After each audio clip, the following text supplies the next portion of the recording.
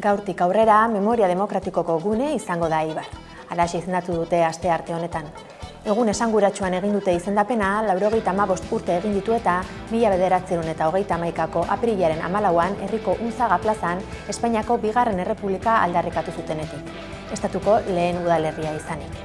Egun horren omenez, plaka inauguratu dute toki horretan eta ekitaldi horretan parte hartu dute Jon Iraola, Eibarko alkateak eta Pablo Bustindue, Espainiako gizarte eskubideen ministroa.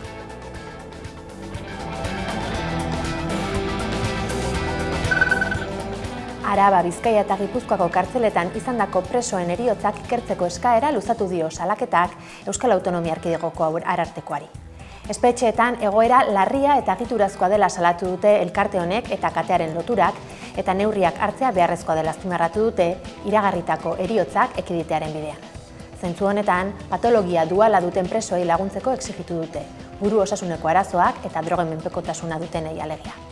Pasaden ostiralean espetxeratu bat hiltzen Zaballan, urte honetan zentro horretan izandako bigarren heriotza, Euskal Herri osoko kartzeletan berriz 4 suertatu dira 2026 honetan.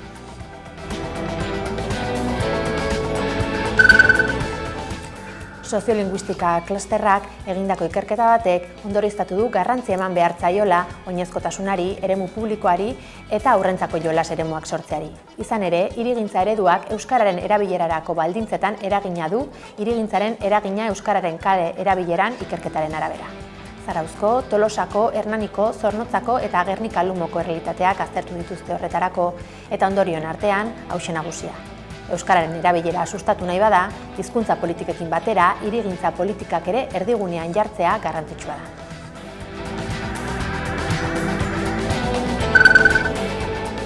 Espainiako Gobernuko Ministro Kontseiluak astearte honetan onartu du migratzaileen ezohiko erregularizazioa ahalbidetuko duen dekretua.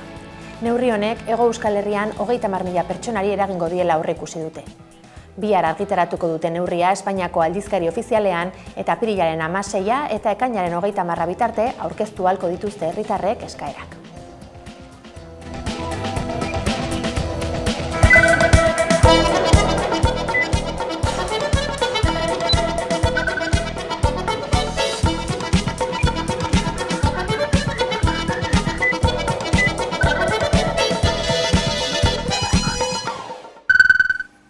Gabon guztioi eta ongi etorri apirilaren 14ko albistegira. Gernika Palestina plataformak agerraldia egin du astearte honetan Bilbon eta bertan izan da Xabi Alo. Gernika Palestina herri ekimenak ekialde hurbilaren berri eman du Bilbon egin duen agerraldian eta era berean euskal jendarteari dei egin dio alde batetik konformismoan eta etxipenean ez erortzeko eta beste alde batetik apirilaren 25ean Donostian egingo den manifestazio nazionalean parte hartzeko. Agerraldia egin du Gernika Palestina herri ekimenak ekialde hurbileko gatazkaren berri emateko. Egoera oso larria pairatzen ari direla dio elkarteak, izan ere salatu du genozidioa lurralde osora zabaltzen ari dela. Bizitzen ari dute, baina batez ere argi eta garbi esan behar duguna da, bizitzaren arrazoi hori oinarritua dago hein handi batean Israelek genozidioa, Gazaren aurkako genozidioa edatu egin duelako. Eta horren lekuko bakarrik ikusi behar duguna da, Libanoko hegoaldean pairatzen ari dutena, baina erregi hori lurralde osoari edatzen ari da. Horren aurrean herri ekimenak konformismoa ez dela onargarria dio. Ezin daukagu, ezin diogu gure buruari permititu etxipenean erortzea eta konformatzea. Hau normaltzat hartzea, genozidio baten normalizazio baten aurrean aurkitzen ari garelako eta ezin daukagu hori onartzea. Horregaitik uste duguna da, konpromisoak hartu eta konpromisoak exigitzeko bidea garatu behar dugula. Eta uste dugu baitere, zilegitasun berdina eta ardura berdinarekin jokatu behar dugula, gaur egun agintean dauden instantzia politiko-instituzional guztiei baitere exigitzeko norabide horretan konpromisoak har ditzaten. Eta ausardiaz jokatzera, ze jendarte baten babes osoa eduki dezakete. Eta beraz, erantzukizunez jokatzea dagokie eta Israelekin harreman guztiak eteteren beharrean pausu ausartak emoteren beharra dute.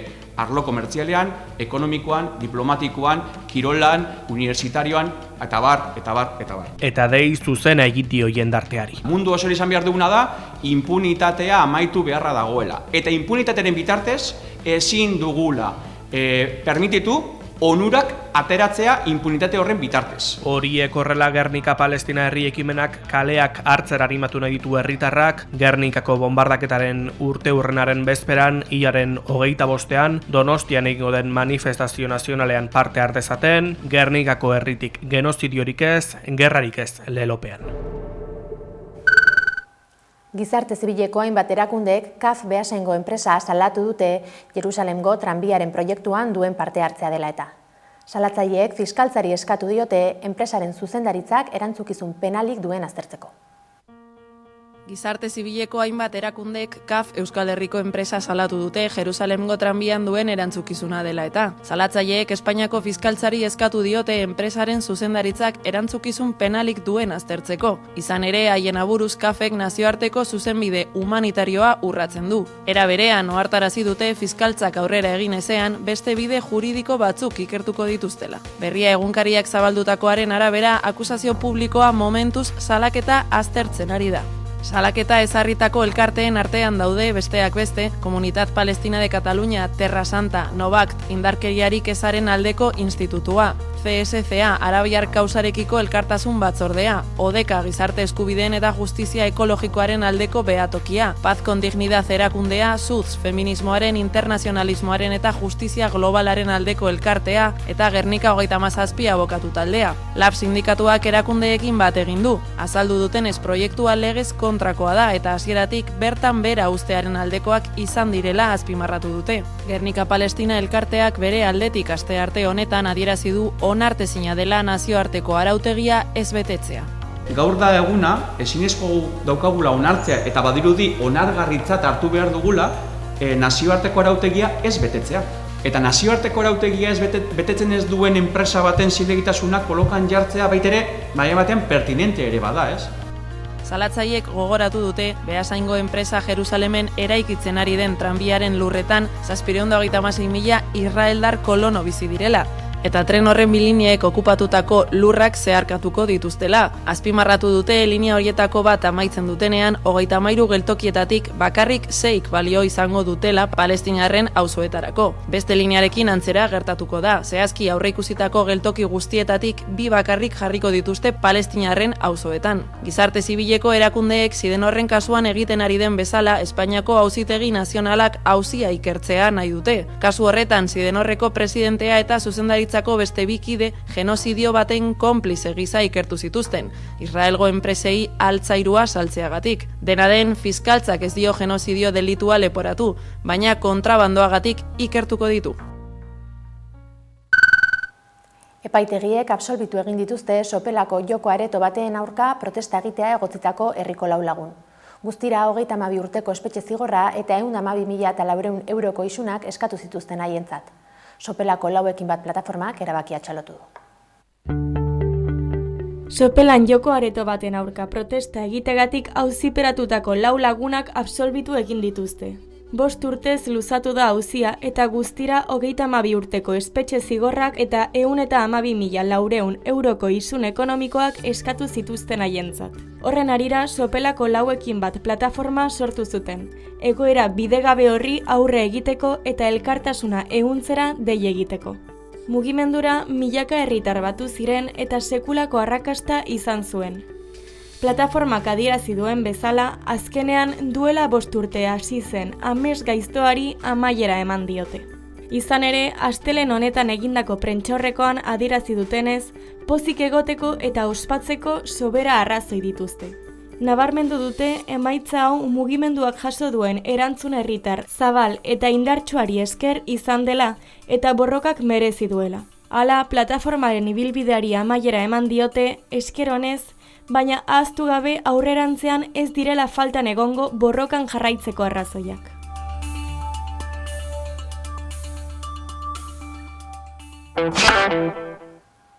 Gaur egun euskarak bizi duen egoera larriari eta etorkizunean izango duela aurreikusten den atzerakadak kezkatuta, hori irauli eta erantzun bat emateko esnatun dinamika abiatu du UEMak hainbat eragilerekin batera. Gaur Orion aurkeztu dute eta Maika ere bertan izan da. Esnatu dinamika aurkeztu gaur UEMak lehen 18 eragilerekin batera, euskararen etorkizunak kezkatuta ditu eta egoera larri hori irauli nahi dute horretarako. Lehen 18 eragileek euren konpromisoak aurkeztu dituzte euskara babesteko eta euskal arnasguneak babesteko konpromisoak dira. Ekimenak arlo askorekin egiten du bat eta arlo asko hartzen ditu baitan, izan daiteke hezkuntza, ekonomia, lan mundua eta beste hainbat, eta esan bezala giltzarritza dute euskarari buelta bat eman eta babesta etorkizuna larri baitago. Esnatu dinamika izango denaren aterkipean, arnasgunetan eta udalerri euskaldunetan eragiteko Euskal Herri osoko 18 eragileren konpromisoak bildu ditu UEMak. Bakoitzak bere esparrutik konpromiso zehatzak hartu ditu egoera iraultzen ahalegintzeko. Lehenengoak dira eragile hauek eta ziur gaude olatu ederra sortuko dutela denen artean herriz herri beste eragile batzuek ere konpromiso gehiago har ditzaten. Ipar Euskal Herriko ikasleek ezingo dute Baxoa frogako matematika azterketa euskaraz egin. Halaxe jakinarazi zien pasaden apirilaren 10ean Bordeleko Hezkuntza Akademiak, Seaska, Bigabai eta Euskal Aziak kolektiboei indarrean dagoen araudiaren arabera gauzatuko dela argudiatuz. Pasaden apirilaren 10ean Ipar Euskal Herrian Seaska, Bigabai eta Euskal Aziak elkarteek Bordeleko Akademiaren eskutitza jaso zuten Baxoko matematikako azterketa euskaraz egitearen ezezkoarekin, indarrean dagoen araudiaren arabera gauzatuko dela argudiatuz. Iloneen hasieran aipatutako elkartetako kideak Bordeleko Hezkuntza Akademiako Jan-Mark Uarte rektorarekin bildu ziren ikasleek Baxoko matematikako azterketak eta ahozko handia euskaraz egin ditzaten eskatzeko. Gainera, pasaden astean euskaraz ikasten duten gazteak, bretoieraz ikasten dutenekin batera Frantziako Asanblea Nazionalean egon ziren, haien esanetan jasaten duten egoera bidegabea salatzeko. Peio Dufau Euskal Herria Baiko diputatuak bere sare sozialetan adierazi du Bordeleko Akademiaren erantzuna erabaki politiko baten ondorioa dela eta azterketa euskaraz egitea teknikoki posible dela lehen ere egin izan dutelako. 2016tik egin zitekeen matematikako azterketa euskaraz hain zuzen ere. Dufauk adierazi duen zuteko borondatea balego euskarazko azterketak mantenduko liratekeela, behin-behinean bada ere marko egonkor bat adostu arte eta euskaraz ikasteko eskubidea ez dela negoziagarria azpimarratu du.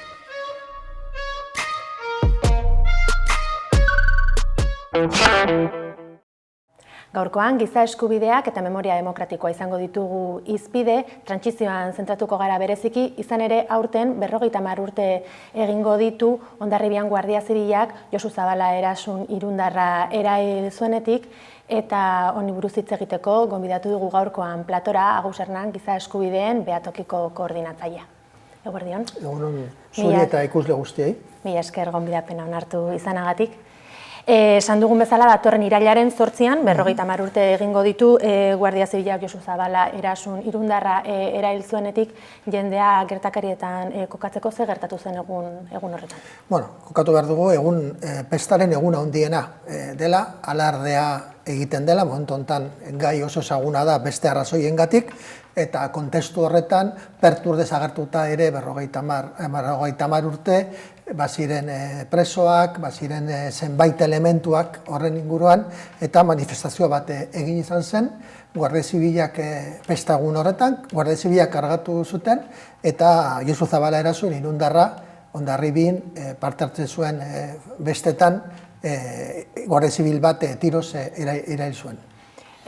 Trantsizio garaia zen, momentu hartan gertatutakoaren inguruan ikerketa egin zuen poliziak, ikerketa egin bazuten argilunak izan zituen, nolakoa izan zen prozesua? Epaiketa egon zen, Guardia Zibila kondenatu izan zen, baina urte bat beranduago amnistia legea zela eta kalean zegoen. Izan zen juizio farsa, zeren ez zuten bat ere adibidez epaitu bere arduraduna, Antonio Tejero, oso ezaguna dela bestear, ondoren izan den oso ezaguna, eta egun horretan, justo Hondarribian zegoen ere autoritatean baskari pomposo batean, eta berak berak gidatu zuen, hortik gidatu zuen, gertatu zen guztia. Beraz, familia oso ez zuen ulertu justizia lortu zutela, batez ere Guardia Zibila impunitate osoz urte bat beranduago ja zegoen amnistiatua eta kalean. Hori aipatu behar nizun, 1977ko legeak akusatutako Guardia Zibil hura amnistiatu egin zuela, beraz ez zuela kartzelan ez zela sartu. Ulertzen da alako delituak amnistia lege horren barruan sartu izanak, eta aipatzen duzun horren arira ere, nola eragiten du alako erabaki batek familiarengan? Erabaki epaiketarena. Amnistiarenak. Bueno, kontestua ere bai, kontestu horretan Euskal Herriak oso pozik hartu zuen amnistiaren legea. Zeren, baziren ere, ehunka eta ehunka preso politikoak, bai Euskal Herrian eta Estatu Espainolean, kalera zuten. Denborare poderioarekin ikusi izan dugu lege horrek balio izan zuen, batez ere, tardofrankismo egindako eta frankismoan egindako giza eskubideen urraketa guztiak impunitate pareta haundi eta sendo bat eraikitzeko momentu honetan, justo Madrilen duela 3 urte onartu izan den Memoria Demokratikoen legea, lege honek albidetzen du amnistiaren legea baino importanteagoa da lege berak, eta legearen bitartez ez baldin bat ziren izan kasuak ikertuak eta gehienak edo guztiak, esan dezakegun gare hortakoak horrela izan ziren, posibila dela epaiketara joatea. Eta horren inguruan dago momentu honetan talka handi bat, alde batetik lege frankista, alde batetik amnistia legea, edo lege demokratiko bat, Memoria Demokratiko legea, eta aitortu behar dugu epaile gehienak Estatu Espainolean, ez bakarrik Euskal Herria, Estatu Espainolean lehentasuna ematen dioten amnistia legeari, eta esaten dute ja gaia preskribituta dagola eta amnistiatuta dagola, eta momentu berean lege demokratiko bat esaten du kontrakoa. Ez dira, kasu horiek ez dira preskriba izinak dira, eta ezin dute amnistia legea aplikatu. Eta familiei nola eragiten die alako egoera batek? Mina hundia. Guke momentu honetan baitugu 3 kasu sartuak Josu Zabalarena justizia voluntaria deitzen den sistema batean, baina Josu Mujekaren kasuan edo Txomil eta Mendiren kasuan, eta ikusten dugu ze zailtasuna daude, eta ikusten dugu eskerrak familiak izugarrizko indarra dute aurre egiteko zailtasun guztiei, izugarrizko indarra dute inpunitateko pareta handi hori pizka bat zulotxoak egitea, zeren azken finean hori ari gera egiten etengabe, bizitzen dute hori berbimiktizazio bezala. Trantsizioa hamarkadetan zehar adibide eredugarri izan zen horren diskurtso horretan mugitu zen, baina egun ordea 11 hotsek alak kontrako ideia zabaldu izan dutela, izan dako argi ilunak eta frankismoaren jarraipen gisa izan zen horrena, ez da? Bai, berrio diot, ziur gaude, ni oso gaztea nintzen oraindik garai horretan, baina nire gurasoak bizi izan zuten hori gauza positiboak bezala, jendeak kalera ateratzea, ehunka eta ehunka preso politikoak, kolore guztietakoak, eta bar, baina denborarekin ikusi izan dugu zertarako egin zuten. Babesteko, Frankok izan zuen oso argi, jarto atado y bien atado, eta hori izan zen amnistiaren legearen helburu garrantzituetariko bat, ez? Horren aurrean, zer egin behar dugu, horren aurrean, iniziatiba guztiak ongi etorriak dira, impunitate pareta apurtzeko, ez? Kostatuko da, zentzu horretan epaiketen bidea dago, Josu Zabala erasunen kasuan, kasua sartu dugu Donostiko epaitegian, parteatzen den justizia voluntaria planteatzen den bidetik, voluntarizko justizia, zer da hori, kontrobersia ez baldin badago, bidean kontrobersia ez baldin badago, epaileak emango dio sententzia bat, esanez, zer gertatu zen eta zer gaizkegia izan ziren gauzak, ikusuko dugu. Hori importantea da, justizia bilatzerakoan. Gaur egun ze egoeran gaude, badugu egia sozial bat, Irun eta Hondarribin guztiok badakigu Josu Zabala erasunek laminaciones de lesaka lan egiten zuen, Komisiones Obreraseko afiliatu bat,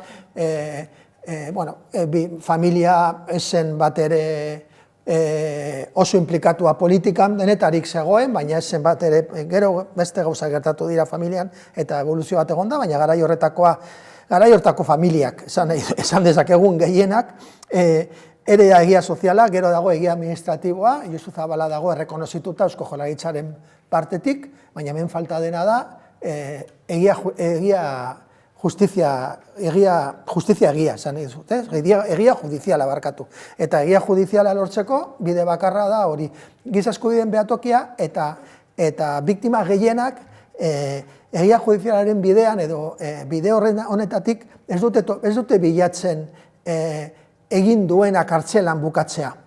Jende guztiak ulertzen dute gauza horiek gertatu dira eta gaur egun beste fase batean gaude. Baina oso garrantzitsua da egia judiziala lortzea eta bere garaian arlo judizialean egindako giza eskubideen urraketak eta kasu honetan giza eskubideen urraketa garrantzitsu bat egon dela txuri beltzean jartzea eta egia judiziala ere topatzea. Martxelo Otamendik duela gutxi aurkeztu genuen Europako giza eskubideen tribunalera buruzko sententzia eramango den iniziatiba judizial bat, berak esaten zuen egia borobila guztia izteko behar dela egia judiziala, eta hortaz gabiltza guk eta beste zenbait agenteak eta saiatzen erabiltzen dauden tresna guztiak, ez? Egi judizial horri eutxita, memoria demokratikoaren bidean trantsizioaren garai hori nola landu beharko genukeen galdetu behar nizun zer dagoen egiteke, egia judizial hori bilatzea izango litzateke gauzetako bat? Lehenengo elementua da biktima guztiak eskubide berdinak, eta gaur egun hori ez da horrela. Badira, zenbait biktimak ez dira errekonozituak terrorismo biktima bezala, adibidez Naparraren kasuan, esan dezakegun, desagertuta dago, baina oraindik ez da bere garaian ez estatu izan zitzaion horrelako errekonozimiento, nahiz eta Batallon Basko Espainolek errebindikatu zuen, eta Batallon Basko Espainolek garai hortako talde paramilitar bat zen, gero gal ezagutu dugu, laudaldi berriak, hori elementu klabe bat. Eskubide berdinak biktima guztien dako. Bigarrena, politika publikoak azkarrak martxan jartzea errekonozitzeko, ez? Badira zenbait biktimak, zergaitik gaur egun oraindik Imanol Pradales lehendakariak edo bere garaian Urkullu lehendakariak ez du antolatu, ez du parte hartu barkatu ekitaldi potente batean, ekitaldi instituzional batean estatuko biktimeekin. Oraindik urrats hori eman behar dela, legislatura horretan aurreko Urkulluren garaian ez zen eman, egiten ziren ekitaldi instituzionalak, baina konsejeroak parte hartzen zuten, ez lehendakaria, eta uste dugu hor, bigarren elementua da, gestu azkarrak. Horri ez du guztiz konpontzen arazoak, bakoitzak du mina, bakoitzak egin behar du bere bidea, baina laguntzen du. Gu beti izaten dugu, egia judiziala lortzen baldin bada, elementu zanatzaile bada, laguntzen du mina izten, ez? Josu Zabala erasunen kasura itzuliz, aipatu duzun bezala Eusko Jaurlaritzak biktima bezala errekonozituta dauka, baina badaude errekonozimendu horretan ere gabezia batzuk, eta horren harira Irungo biktimen monumentuan Zabalaren izena azaltzen ez dela salatu izan duzue, eta aldiz azaltzen dela, adibidez, Meliton Manzanas torturatzaile ezagunaren izena, eta hiltzuelako bere garaian. Bai, hori eskandalo bada. Eskandalo bada, 10 urte ondoren, aurten azaroan beteko dira, monolito honen inaugurazioaren 10 urte, oraindik gai hori konpondu gabe egotea. Eskandalo bada. Denoi badakigu nor zen Meliton Manzanas. Egia sozial bat dago, eta frogatuta dago, bera izan zen zenbait pertsonen hiltzailearen arduraduna. Gere indiain lehena, Irungo Mediko Errepublikarra, oso ezaguna, eta horren bitartez zenbait kasu, Antxeta Anderea, basko-venezolana bat torturatu zuen Meliton Manzanasek, eta itzuli ondoren Venezuelara hil zen. Baina ezke badago gainera, kasu honetan, elementu bat, benetan, niretzat mina egiten didana. Meliton Manzanasek torturatu zuen Josu Zabala erasunen aitari. Hori da datua. Datu frogatuta, familiak horrela adierazita. Nola da posible hori? Nola da posible bere biktima, zeren kasu honetan semea biktima bada beraitaren semea izatagatik eta parte guardia zibilek erailtzeagatik, nola da posible bera ez egotea eta bai Meriton Manzanas hor egotea. Egia da legea Meriton Manzanas aldekoa dela. Bera eta kilzun, eta berak terrorismoaren biktima bada eta eskubidea du hor egotea. Seguramente legea du, baina ez da morala horrela egitea. Eta gu planteatu duguna da Irungo alkateari, da, mesedez aurten, 30 urte hurrena betetzen denean, eta 10 urte hurrena monolito inauguratu zenetik, konpondu behar da. Eta konpondu behar da nola, adosten familiarekin, adostuta, eta duintasunan egindako, eta respeto egindako konponbide bat. Ez gera sartzen nola egin behar den, baina bai eskatzen dugu hori konpondu behar dela, zeren hor evidentemente dago Josu Zabala erasun eta bere familiarekiko diskriminazio haundi bat. Eta zein da jartzen duten aitzakia edo arrazoia Josu Zabala erasunen izena monolito horretan ez egoteko? Bere garaian egon ziren elkarrizketak Jose Antonio Santano aurreko alkatearekin eta familiaren artean.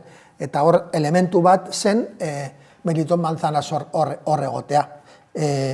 Hori bere garaian ez ziren bukatuak elkarrizketa horiek, inauguratu zuten monolitoa eta 10 urte utzi dute gaia horrela, eta orain da momentua hori. Osea, nahiago dut momentu honetan diskrezioaren esparruan gelditu, konpondu behar dute familia eta alkatearen artean, udalaren artean, ja martxan jarrita dira mekanismoak elkarrizketak egiteko, bai kasu honetan Irungo alkatearekin, baina baita ere Hondarribiko alkatearekin, ekitaldia entolatzeko eta zenbait gauzak, baina hor dago elementu bat ezin dugu gehiago luzatu. Konponbide duin errespetuzkoa lortu behar dela. Ideia horri eutxita, gaurkoan hemen txutziko dugu elkarrezketa, denbora amaitzen ari zaigu, baina eskerrak eman nahi nizkizuke, Agus Hernan, ona etortzeko tartea hartu izanagatik, mila esker. Zuei eta ikusle guztiai. Mila esker. Ona arte iritsi da astearte honetako albistegia. Izaki Gardenak taldearen Ausartenak abestiarekin amaituko dugu albistegia. Informazioa zabaldu nahi baduzue, Hamaikako webgunea eta sare sozialak kontsulta ditzakezue. Bihar izango gara berriz ere zuekin bueltan, mila esker zuen arretagatik eta ondo izan. Estatu baten izena du kaleak, fruta ustelu zaina, maizterrez josita espaloiak, plastikozko ametxastunen garraioa, gogo mutilatu dunen desfilea,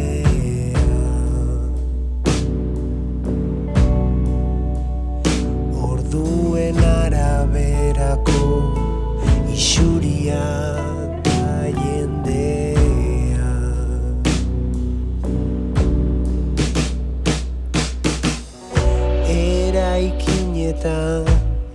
deseoso txertatuak,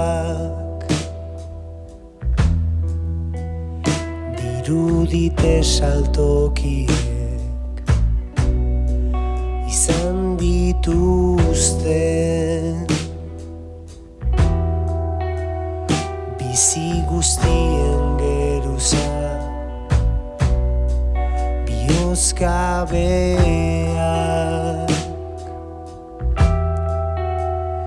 nabari zaizkie agerian dituzte, ezin jak